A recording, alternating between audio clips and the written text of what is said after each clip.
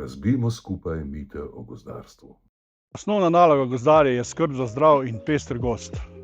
Njegovo delo obsega veliko več kot le posek dreves. Vse ukrepe v gozdovih načrtuje premišljeno in dolgoročno.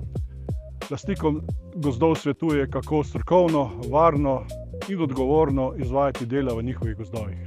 Poleg tega spremlja bolezni, škodljivce, obnovo po ujmah, varstvo pred požari ter skrbi za gozdne prometnice in ozaveščanje obiskovalcev gozda. Posek drev je sicer pomemben ukrep, ki lahko odločilno vpliva na prihodnji razvoj gozda in njegovo odpornost na podnebne spremembe, ampak le, če je izveden skrbno in strokovno.